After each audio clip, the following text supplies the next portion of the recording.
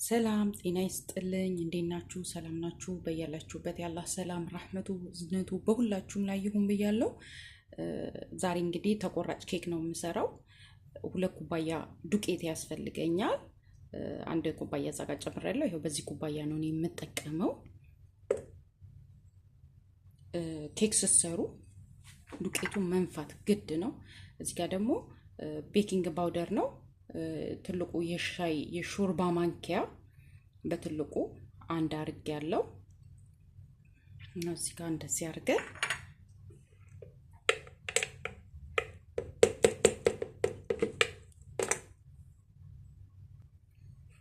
እንደምታዩት ነፍቼ ጨርሻለሁ። ያው ስትነፉት እንደዚህ ይወጣዋል።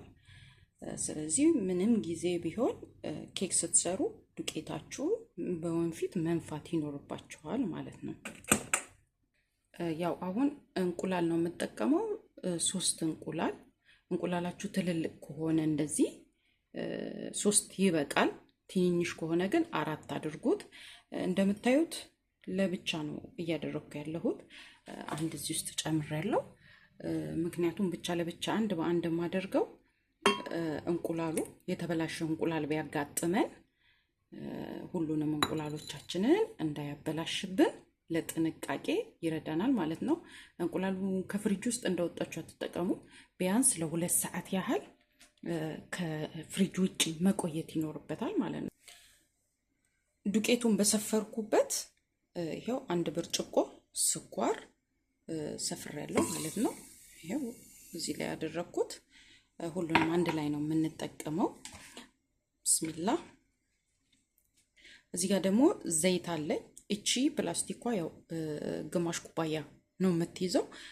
በዛው በሰፈራችሁበትም ግማሽ ብርጭቆ ዘይት መለካት ትችላላችሁ፣ ችግር የለውም። እኔ ያው እቺ ፕላስቲኳ ስላለችኝ ግማሽ ስለምትይዝ ሰፍሬ ቼክ ስላደረኳት ነው። በሷ ሰፍራችሁ መጠቀም ትችላላችሁ። እሱንንም እንደዚህ ትጨምሩታላችሁ ማለት ነው። እዚህ ጋር እንደምታዩት ወተት አለኝ። ዱቄቱን ነው የምጠቀመው። 2 በትላልቁ የሾርባ ማንኪያ አድርጌያለሁ። ያው በውሃ በጥብጬ 1 ኩባያ ወተት አገኘን ማለት ነው። 1 ኩባያ ወተት አገኘን። በፍሬሹ ወተት ከምትሰሩ በዚህ በፓውደሩ ወተት ብትሰሩ ለኬኩ ጣዕም በደንብ ይሰጥላችኋል። ያው 1 ኩባያ ሞልቶልናል። 1 ኩባያ ወተት አለን ማለት ነው። እዚህ በደንብ ተበጠብጡታላችሁ ዱቄቱ እስኪፈርስ ድረስ፣ ወተቱ ፓውደሩ እስኪለቅ ማለት ነው የምትበጠብጡት። ላይክ፣ ሼር፣ ሰብስክራይብ አድርጉኝ። እንግዲህ እኔ እህታችሁን የመዳም ቅመምን አበረታቷት። ሼር ለጓደኞቻችሁ በማድረግ ቤተሰብ ይሁኑኝ። ቫኒሊያ አለኝ። ይሄው ቫኒሊያ ይሄንን ነው የምጠቀመው። ትንሽዬ ናት እና ይሄንን 2 ብትጠቀሙ አሪፍ ነው። እኔ 2 ነው የምጠቀመው።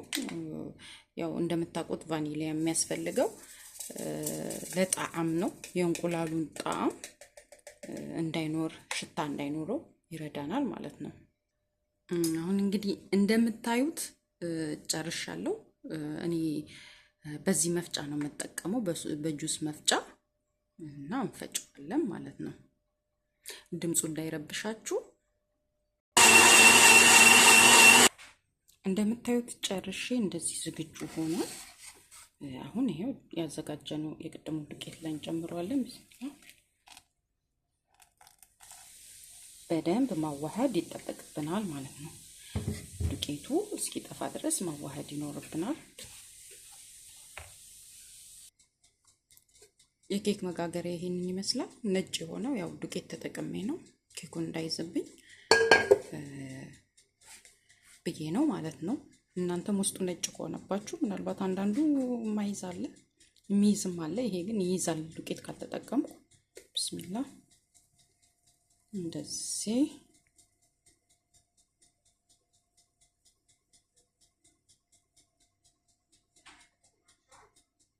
ከዛ ውስጡ የሚቀረውን ጥርግርግ አድርጌ እጨምርበታለሁ ማለት ነው። ሊጥ አጣባክኑ። አሁን እንደዚህ ዝግጁ ሆኗል። አሁን ወደ ፎረን ነው የምንወስደው። ፎረን ውስጥ እንከተውና እንደምታዩት ፎረን ውስጥ ከተቸዋለሁ።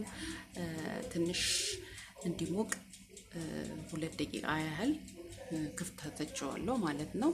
ይኸው እንግዲህ እንደምታዩት 160 ላይ ነው ቴምፕሬቸሩ።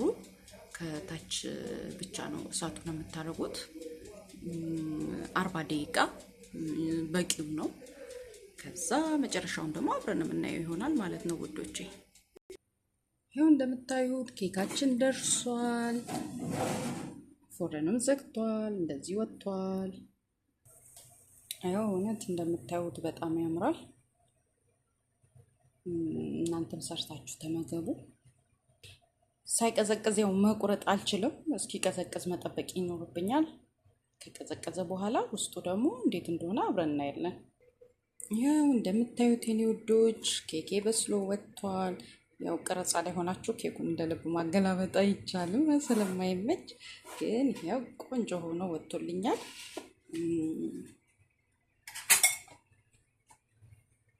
ቢስሚላህ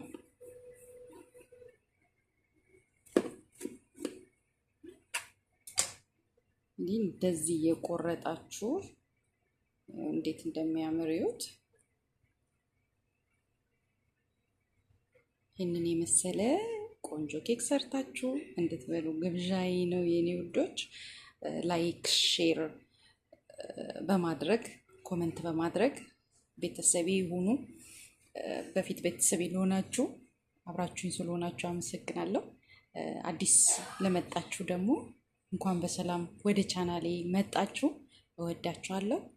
መልካም ጊዜ ይሁንላችሁ። ቻው